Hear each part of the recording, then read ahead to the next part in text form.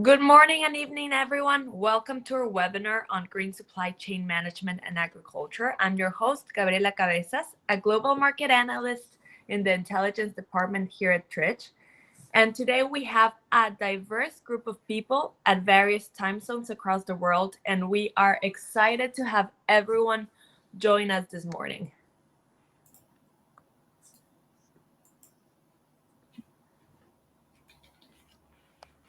So before we get started, I would definitely like to mention a couple of services we have here at Tridge. One of them is a social marketplace, and Tridge Social Marketplace is a global B2B marketplace platform for agribusiness designed to help buyers and suppliers connect, engage, and build a long-term relationship founded on trust. Within this, we have a two-way trust system, ease of business, social by design, made for quality relationships, and it is powered by data.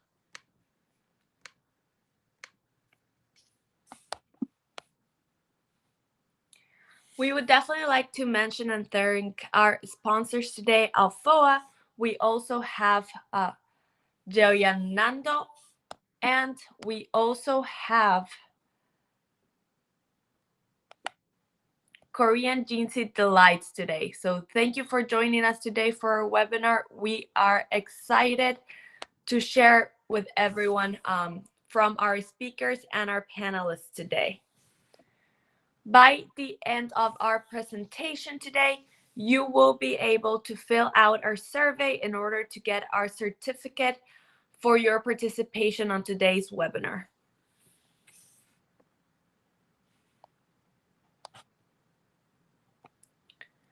A couple of things we're going to go over today. We're going to hear Tridge's perspective on sustainable agriculture. We are also going to hear insights from professionals at Technical University of Munich. And by the end, we will have a panel discussion where our participants will be able to answer some common questions.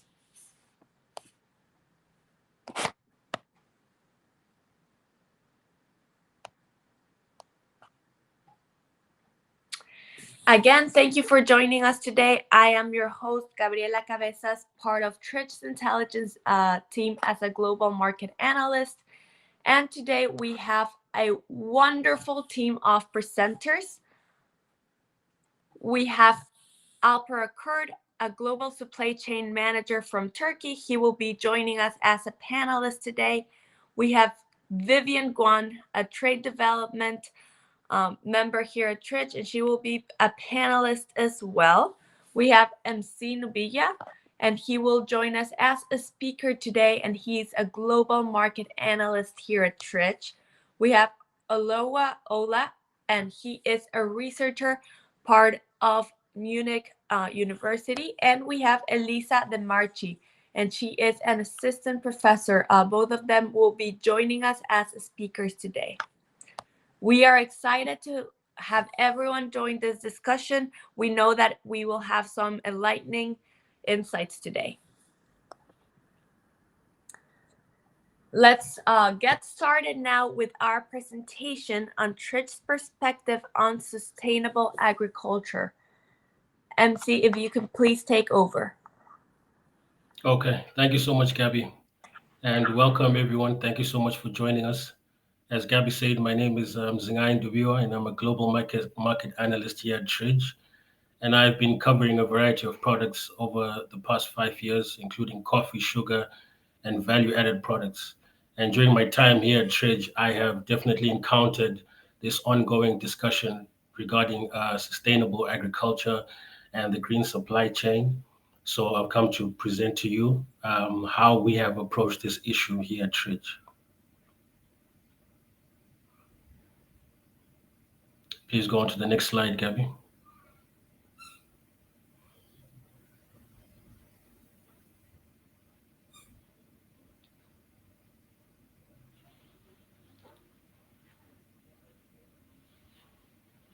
Okay, thank you, Gabby. So when it comes to the conversation regarding sustainable agriculture, we have noticed over the past few years that consumers have become particularly concerned regarding health and also the environmental impact that agriculture has.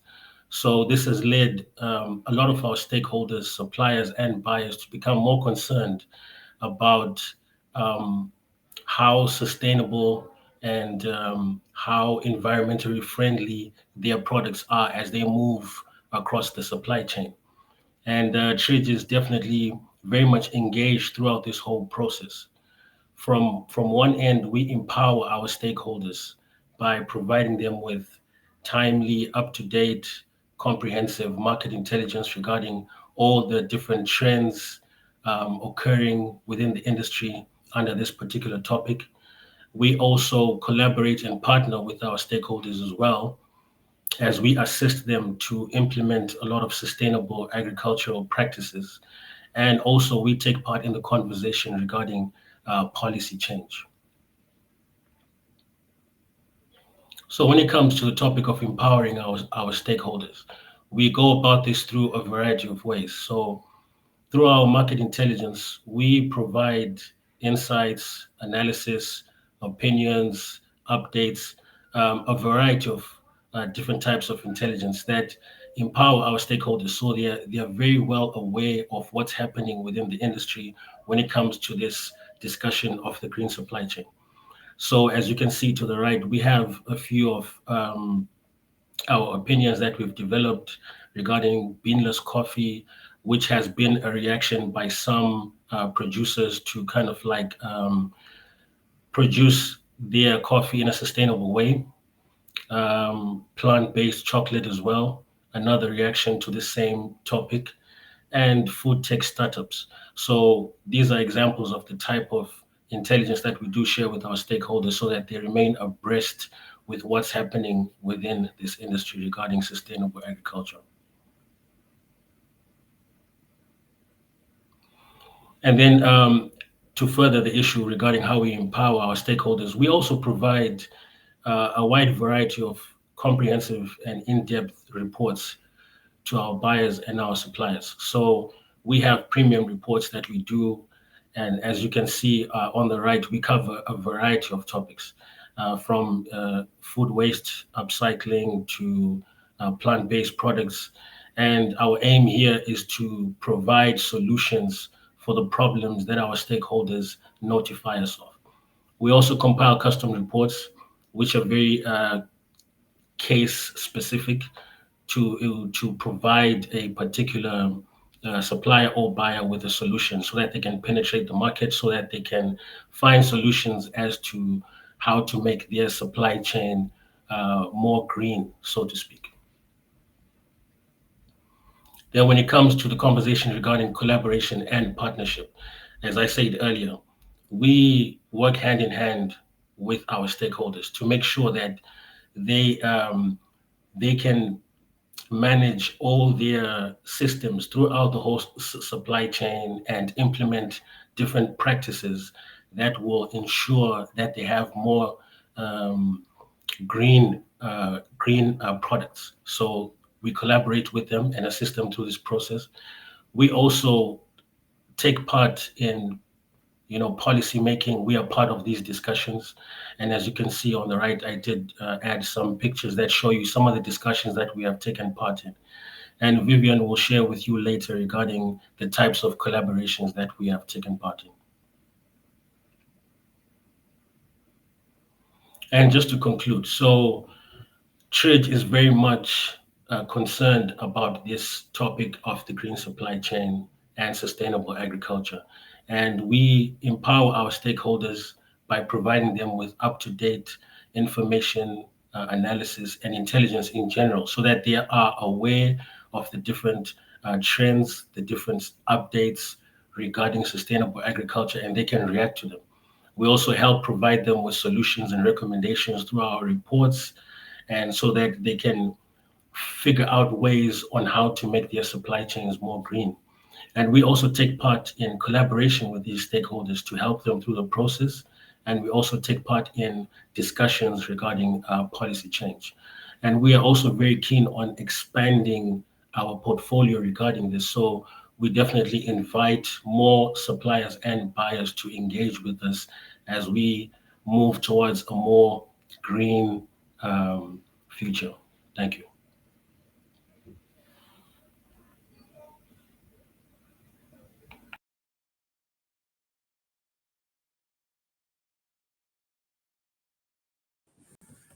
So hi Thank you everyone. so much, MC, for your presentation. Now we will move over to one of our experts, external experts, Oreoluwa. Please take over. Thank you very much, Gabriela. My name is Oreoluwa Ola, and I'm a postdoctoral researcher at the Chair of Governance in International Agribusiness at the Technical University of Munich. And today I'm going to talk briefly about a project that exemplifies the theme of this particular webinar, which is a new technology that has the potential to facilitate the sustainable and efficient production of dried fruits. So the project is called Green Dried Fruits. So just to give you a short summary of what I intend to talk about, the first part of the presentation will focus on the technology itself, and the second part we will talk about some of the research that we've done so far and the results that we got from the interviews and data that we've collected. So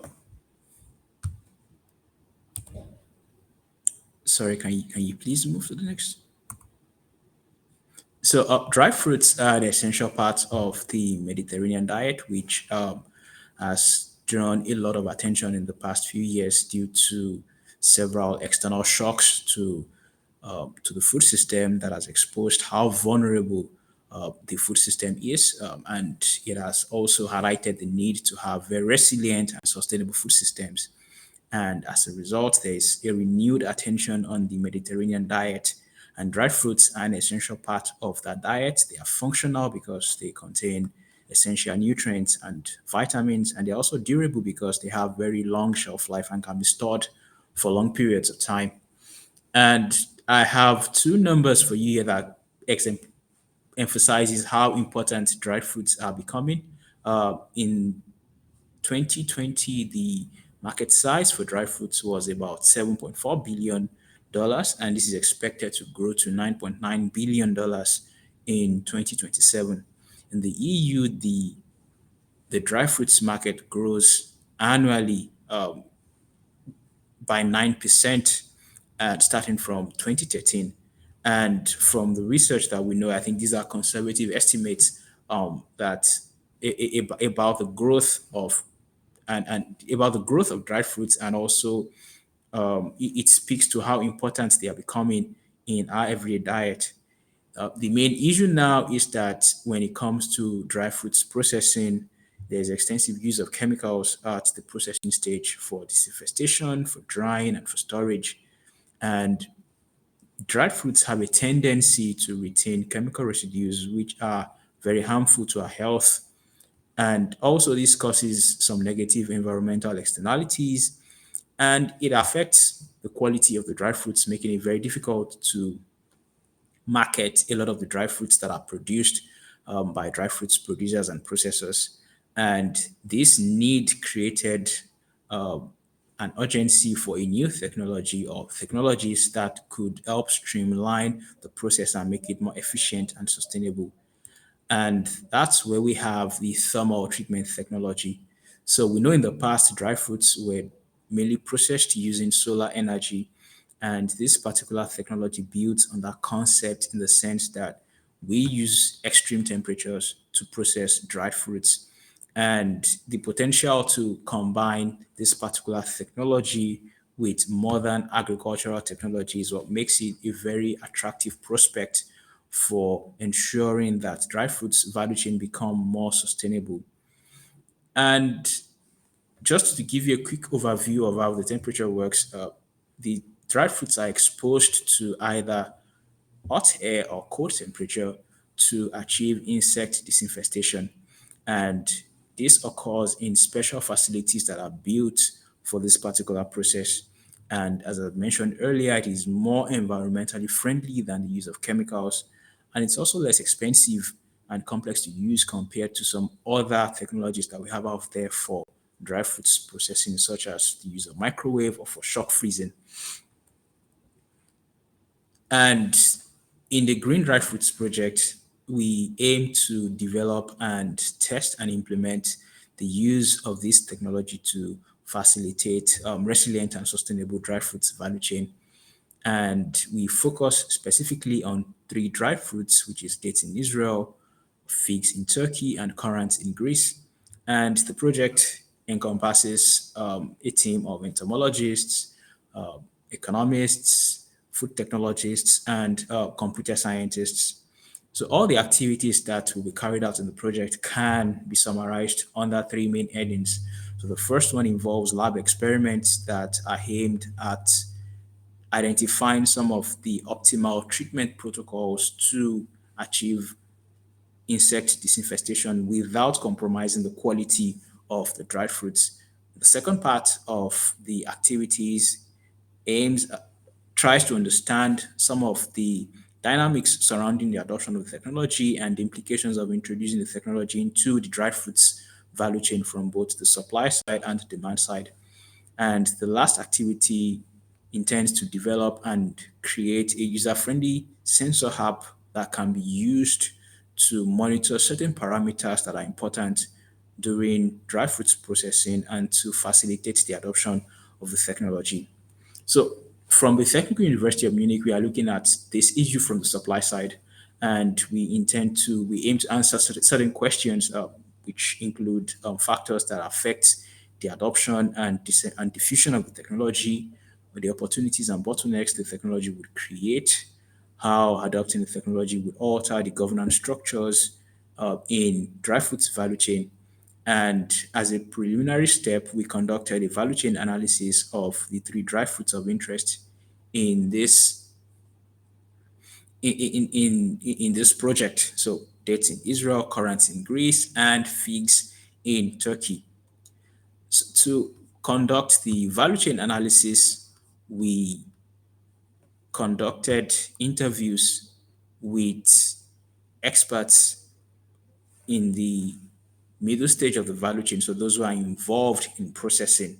And cooperatives are an integral part of the dry fruits value chain, and we're able to secure interviews with the general manager and operations officer of several cooperatives that are involved in dry fruits processing. We're also able to interview some facility managers and research managers for some food manufacturing firms that process dry fruits. And we also talked to a team of researchers, so entomologists and food scientists, all who are familiar with the dry fruits processing, especially with regards to insect disinfestation, drying, and storage. And in addition to that, we also reviewed the literature to find numbers regarding production, imports, exports, costs, and revenue. So for the results, I will talk about some of the general results that we got so far before moving to some of the specific results that are unique to each value chain. So we know that the technology has been operational in Israel for dates processing since 2009. We know that in terms of its adoption, its compatibility with other dried fruits types and insect species could pose a threat to its adoption. And we also know that introducing the thermal treatment technology creates several opportunities in the value chain. So, for example, it could facilitate increased production of organic dried fruits. It can be combined with precision agricultural technologies. So, for example, using sensors to monitor the entire process and ensure that it is efficient. And also, there's a potential to use renewable energy sources to power some of the facilities where the processing occurs. In terms of specific results for Greece, right now there is a huge issue with current producers. The prices they receive for their products are not enough to make a living, and oftentimes they are forced to abandon current production. But we envisage that the introducing this technology would help create new sustainability protocols that could lead to some sort of product differentiation that will be used to justify increasing prices for some of the currents that are produced in Greece. And this could have a trickle-down effect to the producers in the sense that they receive higher prices for their products. In Turkey, there is ample evidence to suggest that a lot of figs that are produced in Turkey are often turned back because they contain chemical residues. And using this technology would completely eliminate the use of chemicals for dried fruits processing and pest control, making it easy to sell more volume of figs in the EU market. And also the last one, so in Israel, the technology is a bit more advanced because they've been using it for almost 15 years now. And they are looking for opportunities to automate dry fruits processing. And from the insights we got from the experts, this could help the introducing the technology, making it more widespread, and also combining it with agriculture 4.0 tools like sensors could help reduce the cost of dates production and processing. So, like I said, this is just a first step in this project for us. In the next steps, we are trying to explore how introducing this technology would lead to more sustainable dried fruits value chain. And to do that, we are trying to understand how, first of all, it can facilitate conversion from conventional dry fruits processing to organic dry fruits processing. We're also trying to understand and predict the factors that would affect its adoption. And also, there's a general tendency in the literature to focus on, when we talk about sustainability, there's a tendency to focus on the actors in the extreme ends of the value chain, so producers and consumers. In this particular instance, we are focusing on actors in the middle stage of the value chain. And lastly, we're also trying to understand the relevance of the features of food technology and what role they play in managers' adoption decisions. Also of interest to us, I think this is research that will be carried out by our partners, but it's also interesting to us to know how to identify the best labeling mechanisms to communicate some of the new sustainability protocols to consumers, and also to understand consumer trade-offs regarding dried fruits, physical, nutritional, and sustainability attributes. And as I've mentioned earlier, also there's the need to establish treatment protocols for other dried fruits types. This is something that is relevant for future research. And then lastly, exploring the opportunities that using renewable energy sources to power this technology might provide. So in conclusion, there's a very huge opportunity provided by introducing this technology because it provides a foundational framework to ensure that dry foods value chains become much more sustainable. And we are very much excited into digging deep into how this could come about. And one of the reasons why we're presenting this I'm presenting here today is to get lots to see how this will be received by those who process dried fruits, to get their opinion on what they think about the technology and how that would inform our research. So thank you very much for the opportunity and also for having me.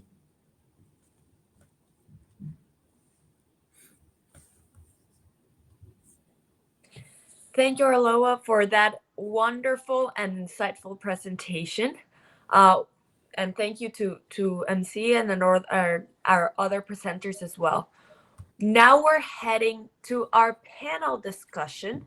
We're going to discuss 3 questions that will help us understand a little bit more our green supply chain topic today. And we will get started with our first question, which will be for our external participants. What specific research area is Technical University of Munich, Milano currently focusing on in the context of green supply chain management in agriculture? Elisa, would you like to get us started?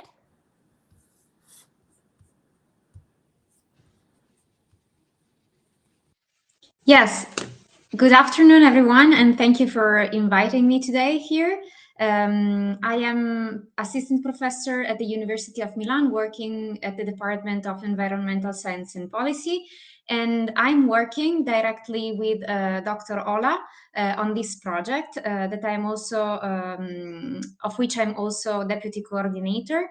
I posted in the chat the link of our website, so feel free to email us if you want more information on what we are doing.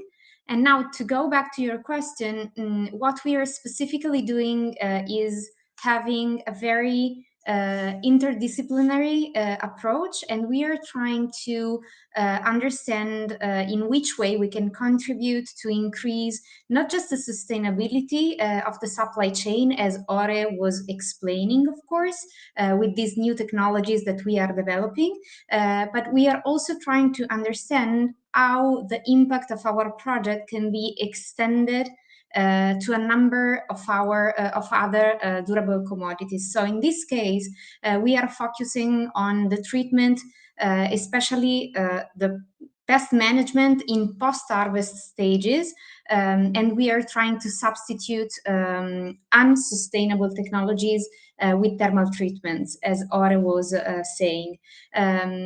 Our part is more related to the economic aspects, because the TUM University is actually dealing with the analysis of the supply chain, and instead in Milan we are more focused on the opposite side of the supply chain, which is consumers. So basically we will analyze in which way consumers will evaluate these products which are produced with sustainable technologies, so they have sustainable attributes and characteristics, and we will also evaluate whether they will be willing to pay more, for instance, for those labels that Ore was mentioning before, that the firms can use to signal to the consumers that those products are more sustainable compared to common ones.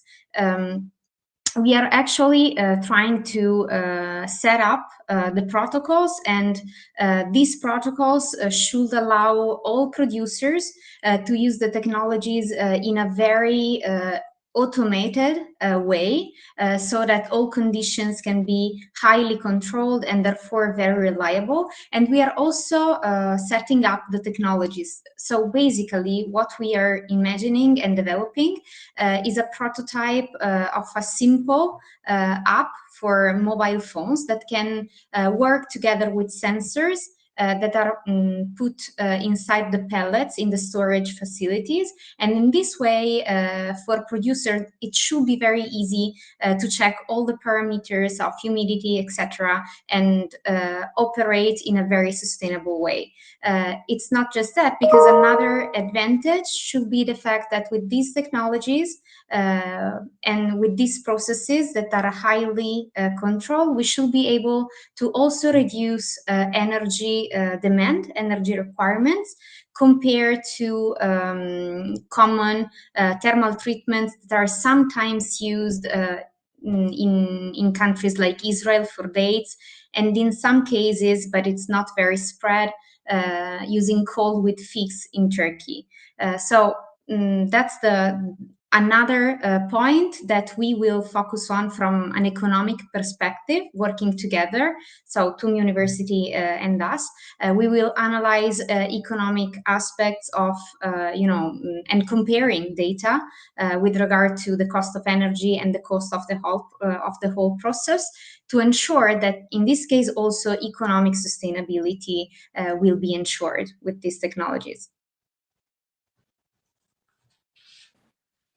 Thank you so much, Elisa, for your insight to this question. Dr. Oreoluwa, would you like to elaborate further?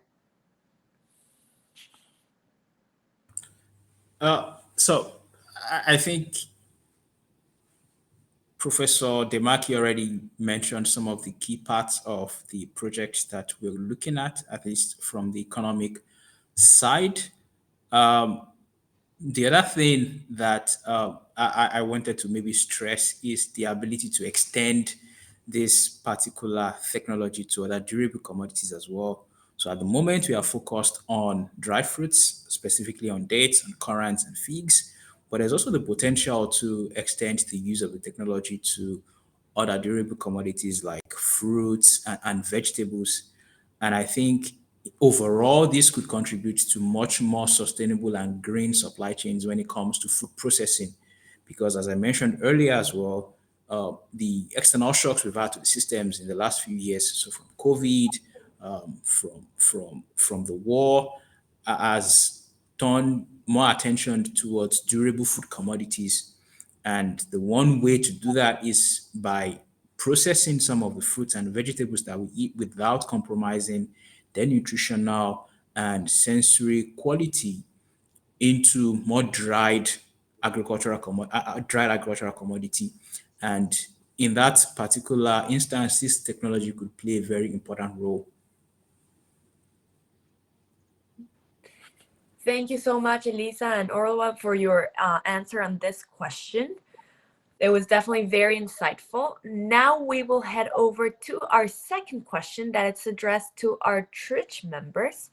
And the question is, can you share examples of successful collaborations between Tridge and agricultural businesses that have embraced sustainable practices? Vivian, would you like to get us started on this question?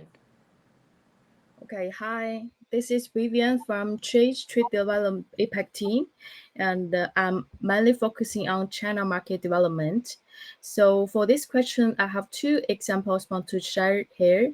The first one is eco-friendly greenhouse partnerships within China.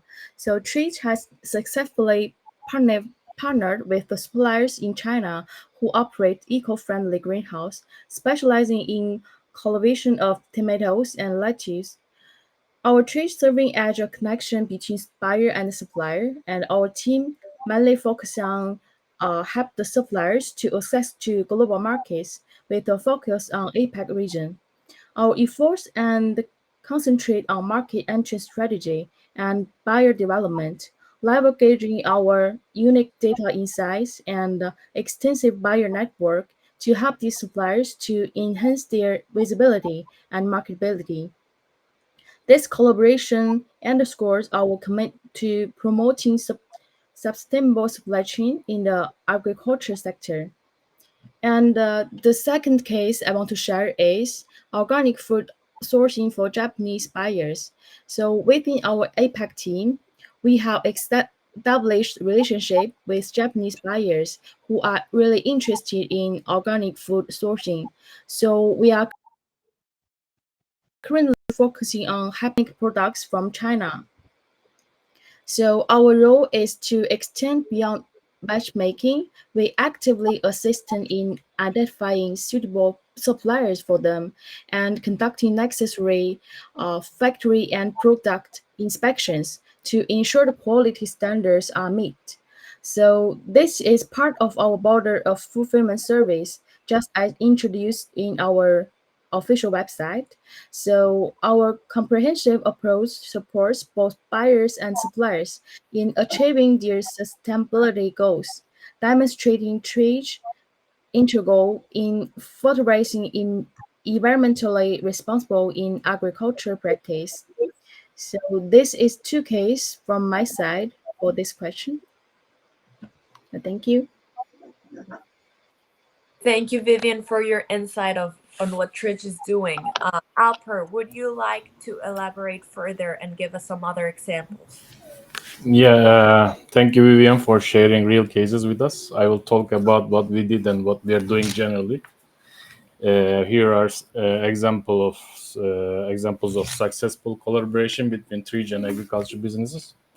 For supply chain transparency initiatives, we have collaborated with leading agricultural businesses to enhance transparency in our supply chains by providing comprehensive data and information about the origins of products, including details about farming practices, environmental impact, and social responsibility. We have helped businesses make informed decisions about sourcing sustainably produced agriculture products. For promotion of sustainable farming practices, we have also partnered with agriculture businesses to promote and support the adoption of sustainable farming practices. through initiatives such as providing educational resources, facilitating training programs, and connecting farmers with experts and resources. We have helped implement the practices like organic farming, agroforestry, and regenerative agriculture.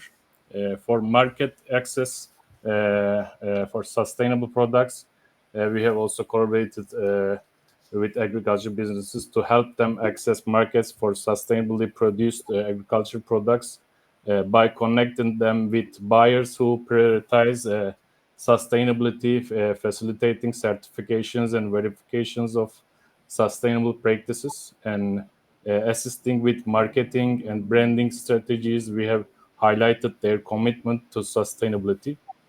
Research and development projects, we have also partnered with businesses on research and development projects aimed at developing innovative solutions to sustainability challenges in agriculture. Through collaborations with universities and research institutions and other stakeholders, we have explored new technologies, practices, and approaches that improve the environmental and social sustainability of agricultural production. For policy advocacy and stakeholder engagement, we also collaborated with businesses to advocate for policies and regulations that support sustainability. By engaging with policymakers, industry associations, and other stakeholders, we have promoted sustainable practices, addressed regulatory barriers, and driven positive change across the agricultural sector. Thank you. Thank you, Alper, for your wonderful insight. Now we're going to head to our third questions where all of our panelists will participate today. And that question is, are there specific policies or regulations that the industry should advocate for to promote a greener and more sustainable agricultural supply chain? Dr. Oreoluwa, would you like to get us started with this question, please?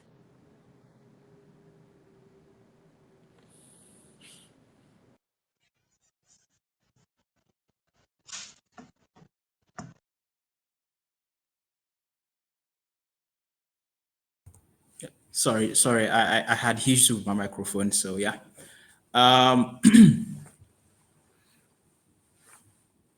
so I think, and this is just my personal opinion, anyways, and not backed by any form of legislation. Um, I think there needs to be more collaboration between producers and processors to ensure that there are no spillover effects when it comes to agricultural production. I think oftentimes when we talk about sustainability, especially in the context of introducing new products that are much more environmentally friendly than the traditional products that we're used to, there are spillover effects. So we use more land, we use more resources, transportation is way more expensive, which increases the carbon footprint of the products that we produce. And in that regard, I think if there is increased collaboration between producers and cooperatives, between cooperatives and processors and food manufacturing firms in industry, I think there's a potential to cut back on some of the spillover effects and leakages that occur when we introduce new products that we market as sustainable. So that's what I think for the moment on successful policies or specific policies or regulations that could help make agricultural supply chains more sustainable and more green than what we have right now. Thank you. Thank you for sharing with us your opinion. Elisa, would you like to give us your opinion on this topic? Yeah, so I tend to agree with Ore, and this is actually based on the deep analysis of the supply chain that especially him is conducted within the project that we are dealing with. So I agree with him, and with this opinion, honestly. Something else, and it's my opinion in this case. So I think that probably we should do more to really give incentives meaning real motivations for the stakeholders operating in a supply chain to transition towards sustainability. Because this, approach, operating in a sustainable manner might be complicated sometimes, especially for very small firms. It might be costly to adapt processes and to adapt to new regulations, etc. So if we don't really provide good motivations and incentives to the firms to do this step and to go towards sustainability, then they don't really have any true reason to engage into sustainability. So if we can facilitate this transition, I think this might be a good contribution and a good incentive for them to be really more sustainable. Thank you, Alyssa, for your opinion. I don't know if Vivian, would you like to add anything further? Yes, so from my side, if I add one policy for how to develop a more greener and sustainable agriculture supply chain, I want to mention that we need the improvement of working conditions with the agriculture sectors. It may include the enforcement of fair labor practice or guarantee of health and safety standards. So by these social standards, I think it can help to contributing to overall well-being of the workers and the community involved in the agriculture productions. Yeah, that's all. Thank you, Vivian. Alper, I don't know if you want to finish us up with this question. Sure. I will talk about some key areas where policies and regulations could focus, include environmental conservation under this land use regulations, policies that promote sustainable land use practices, such as zoning regulations to protect agricultural land from urbanization and incentives for conservation easements, water management, also regulations to promote efficient water use in agriculture, including water pricing mechanisms, irrigation efficiency standards, and measures to reduce pollution from agricultural runoff, biodiversity protection, policies to conserve and restore natural habitats, such as regulations to protect endangered species and incentives for habitat restoration and agricultural lands. Under climate change mitigation and adaptation, carbon pricing, implementing of carbon pricing mechanisms to incentivize emissions reductions in agriculture and encourage the adoption of climate smart practices. Renewable energy policies to promote the use of renewable energy in agriculture, such as incentives for on-farm renewable energy production and research funding for renewable energy technologies. Climate resilience regulations to support farmers in adapting to climate change, including insurance schemes and climate-related risks and incentives for the adoption of resilient crop varieties and farming practices. Under sustainable agriculture practices, organic farming standards, regulations to support and enforce organic farming standards, including certification requirements and incentives for transitioning to organic production. Regenerative agriculture policies to promote regenerative farming practices, such as research funding, technical assistance programs, and financial incentives for implementing soil health practices. Integrated pest management IPM regulations to encourage the adoption of IPM strategies, including restrictions on the use of synthetic pesticides and incentives for implementing biological pest control methods. And under supply chain transparency and fair trade, the traceability requirements, regulations to ensure traceability throughout the supply chain, including labeling requirements and certification programs to verify sustainable production practices, a fair trade standards, policies to promote fair and equitable trade practices, including certification programs, price premiums for sustainably produced goods, and support for farmer cooperatives and collective marketing initiatives. And finally, support for smallholder farmers and rural communities, access to resources, policies to improve access to land, credit, and technical assistance for smallholder farmers, including targeted subsidies and extension services.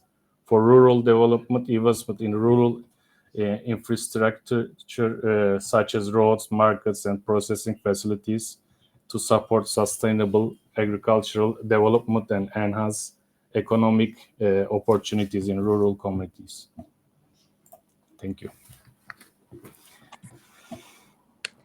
Thank you so much, Alper, and to the rest of our panelists for answering these questions and giving us an insight into the green supply chain and also some examples.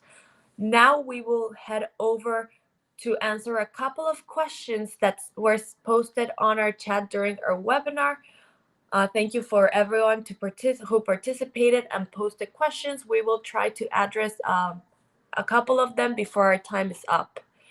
So to get started, we have one question that was directly sent to Dr. Oreoluwa, and it was, what kind of fruit converted into dry fruits is the most profitable for farmers? If you could give us a couple of examples, that would be ideal. Thanks. At the moment, I think the most profitable dry fruits that I know is dates, specifically the Medjool date variety produced in Israel. A lot of farmers, a lot of date producers in Israel, because they have quite a wide range of date varieties in Israel, but there's a huge number of farmers right now, date plantation farmers right now in Israel, who are transitioning to Medjool production. So off the top of my head, I would say Medjool production for dates. Obviously, you need favorable temperature and climate conditions to be able to cultivate dates anywhere you are. The other one that I know of, I think it's figs. So figs is quite profitable, not in the sense that it has higher prices, but in the sense that the costs of production are not so high. So figs is another profitable dried fruit that I know of. For the rest, I think just moving away from dried fruits now and looking at some of the conventional fruits that we have, and also being able to create new market channels by drying some of the waste that we have from those fruits. So think apple, think bananas. You have dried apple, dried bananas, dried pineapples. So those are alternative ways to create new market channels. When you have leftovers from your fresh fruits, you can dry them and sell them in the market. So that, I think those are instances where I think one could have a very profitable business venture when it comes to dried fruits. Thank you so much for your insight. Is there any other of our panelists or presenters who would like to add to this question, or we can go to the next one? Yes, Gabriela, if I may add something. Of course, go ahead, please. So Ora is right. Dates and figs are for sure among the most profitable dried fruits, also because they are those that are most commercialized internationally. But I would like to point some attention on an issue that we are actually discovering in the project. We are also evaluating and managing the production of currants in Greece. And the reason why Ora didn't mention this fruit among those most profitable is because the numbers are lower, because the area of production is much smaller compared to the figs and the dates.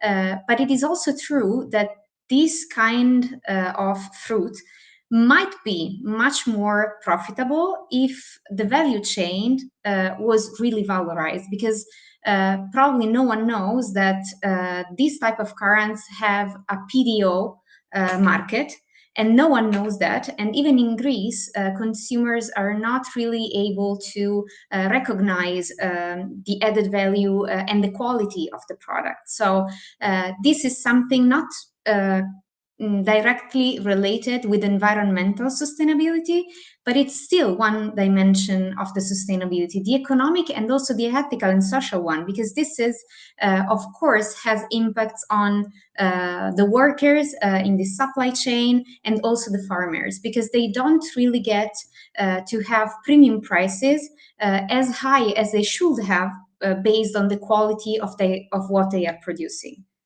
Just that. Thank you. Thank you for giving us some additional insight to this question. Now let's head to our second question.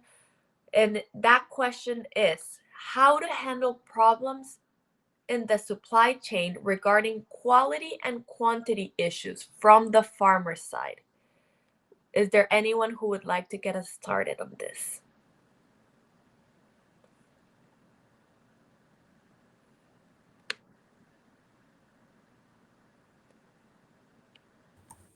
So I think I'll start just to offer some examples from the interviews that we conducted from the Green Dry Fruits Project and also from past research. A lot of the problem that we have with producers regarding quality concerns their inability to access new agronomic techniques. So speaking for currants, I was able to speak. I was able to interview a bunch of agronomists, and they talked about how resistant sometimes currant producers are to advice given to them by some of the agronomists concerning how to properly plant currants, how to ensure that the quality of the currants that are produced and sent to the pack houses for processing, how they refuse to take such advice because they still rely so much on the old techniques that they were taught by their fathers and their fathers before them. And to a large extent, there's nothing wrong with some of this knowledge that they know. The only problem is that things have changed a bit. Prices are no longer the same as they used to be. The weather has changed, and that has changed the planting season. It has changed what happens at certain points during the year. So I know that they need rain at certain points during the planting season, during certain points of the year to get very good quality fruits. In some instances, rain never falls during that period, and you need alternative approaches to deal with some of the problems that might arise when you need rain or when you need higher temperatures. So what I'm trying to say is that close collaboration also helps between the producers and the processors, but also just being able to provide new information, new knowledge about agronomic techniques and extension services to the farmers would go a long way in helping to address some of the quality and quantity issues that arise during agricultural production. Thank you. Thank you so much for your answer. If we have nothing else to add, let me go to the third question for today, and that is how is Tridge helping commodity sellers and buyers address European Union deforestation regulations that apply to cattle, cocoa, coffee, natural rubber, palm oil, soybeans and wood, and products that derive from it? What support is available for that supply chains affected by this regulation? MC, would you like to get us started on this? Yes, definitely, Gabby. Thank you for that. So this is an issue that we've been following very closely for quite a while. So the first part of that is actually understanding what the regulations are and keeping abreast with all the developments regarding this particular regulation. So at Tridge, through our intelligence, we support our stakeholders and let them know what's currently happening and what's to be anticipated. So that's the first level. On the second level, we have tried to provide solutions for a variety of our stakeholders. Part of these solutions have been to try and offer alternative markets for them. And several of our stakeholders have approached us to do in-depth research as to how they can penetrate new markets. So as you spoke about, Gabby, cocoa, coffee have been some of the products that have been spoken about. So we've helped them look into new markets and how they can penetrate those markets so that they can become profitable in other regions besides the EU. Also, we have also looked into ways on how our stakeholders can also look into alternative products where this particular case can apply. So, for example, we have spoken recently about, for example, with coffee, we've spoken recently about beanless coffee as a trend that is now gaining more traction with this discussion happening with the EU deforestation. And some companies have actually looked into investing into that type of production where the coffee is, produced in a more sustainable way and will therefore not be affected by these EU regulations. So that's one example, but we have assisted in providing this type of information to our clients. And then lastly, as we said during the presentation, we are also part of the policy discussions of this nature. So, whenever these type of discussions are tabled, Tridge always makes sure to have a presence there so that we can inform and so that we can also keep our stakeholders informed with everything that's happening regarding this particular issue. Thank you so much, MC, for your answers. So we are able to get to a fourth question. I'll just go ahead and continue, and that will be our final question. How can we reduce the carbon footprint on the sea transport of all cereals and soft commodities? Would anyone like to get us started? Yes, I can start. By improving vessel efficiency, enhancing the energy efficiency of ships can significantly reduce carbon emissions, and utilizing cleaner fuels and implementing energy saving technologies and doing like optimizing cargo handling and storage, promoting sustainable shipping practices, investing in research and innovation, about advancing maritime technologies, alternative fuels, sustainable shipping practices can drive innovation and accelerate the transition towards low carbon shipping. Also, regulatory measures and carbon pricing can act positively to that. Thank you so much, Alper. Is anyone else who would like to add anything additionally? Okay, if we have nothing to add, let's end with our Q&A section. Unfortunately, we were not able to get through all the questions that were posted during our webinar. However, I wanted to thank everyone who participated and sent questions on our chat, as well as our presenters and panelists, Alper, Vivian, MC, Oreoluwa, and Elisa. Thank you everyone for joining us today. If you have any further questions, please feel free to email us at intelligence@tridge.com. To wrap up quickly, today we had an overview of Tridge's perspective on supply chain and agriculture, as well as the perspective from experts from the Technical University of Munich and Milano, and panelists answer some questions on the impacts and examples of green supply chain. I understand that it was a lot of information shared today, but we were able to really go through a lot of it in a short amount of time. The presentation slides will be shared in a follow-up email within 24 to 48 hours. And I wanted to share a little bit about banner ads before we are done with our presentation.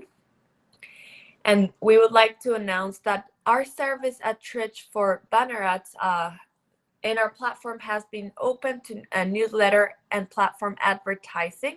It is really a great way to access over 600 monthly subscribers to our platform's Tridge users, as well as our newsletter subscribers can see ads in our platform. So Tridge is a very powerful way to reach these types of profiles. If this sounds interesting, we will be sending a presentation to you later, and you can reach out to our team. On behalf of Tridge and our presenters and panelists, we would like to thank you for joining us today, and we hope you have a great rest of